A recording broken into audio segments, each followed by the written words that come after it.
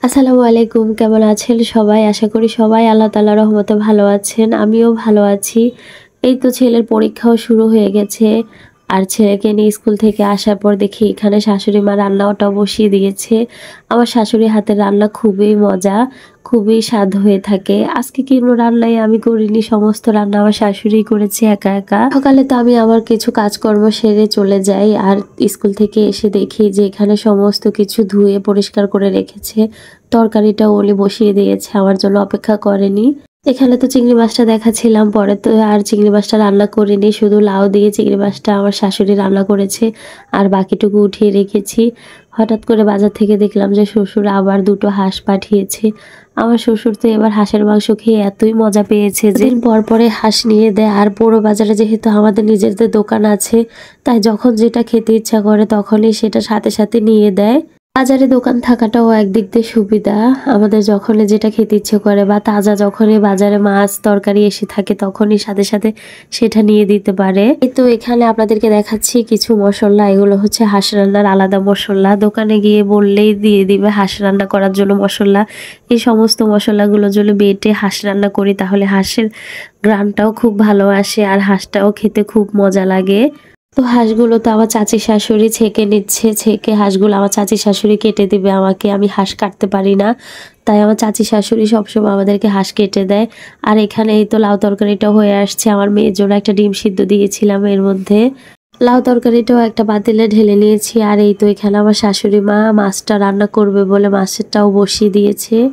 মাছটার মশলা কষিয়ে মাছগুলোকেও দিয়ে দিয়েছে। এই তো দেখতেই পাচ্ছেন মাছটা দিয়ে এখন ঢাকনাটা দিয়ে ঢেকে দেবে কিছুক্ষণ। এর মধ্যে মাছটা কষিয়ে নেব ভালো করে।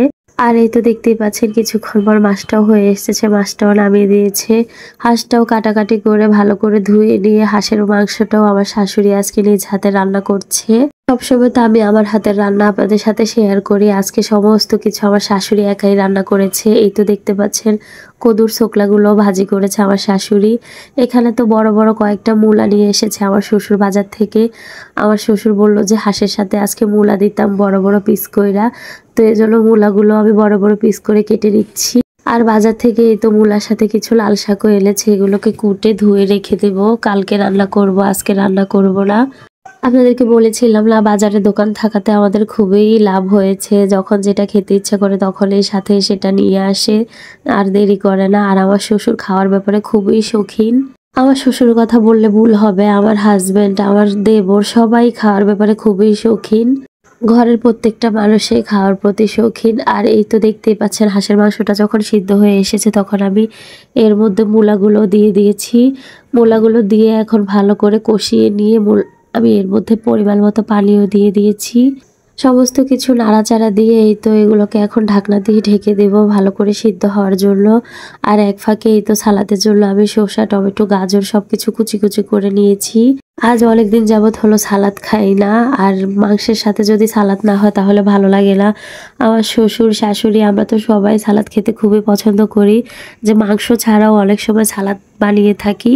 আর আজকে যেহেতু মাংস আছে তাহলে তো কোনো কথাই নেই। সালাদটাও এখানে আমি কুচি করে রেডি করে নিচ্ছি খাওয়ার জন্য। সালাদটা তো আমার এত প্রিয় যে কোনো তরকারিও লাগে না, কিছু সালাদ দিয়ে আমি ভাত খেয়ে নিতে পারবো। আর এই তো ফাইনালি হাঁসের মাংসটাও রান্না হয়ে এসেছে। আমি কিছুটা ধনিয়া পাতাও দিয়ে দিয়েছি। এখন সবার খাওয়ার পালা। আর হাঁসের মাংস হলে তো কোনো কথাই নেই, সবার এতটাই প্রিয় হাঁসের মাংস।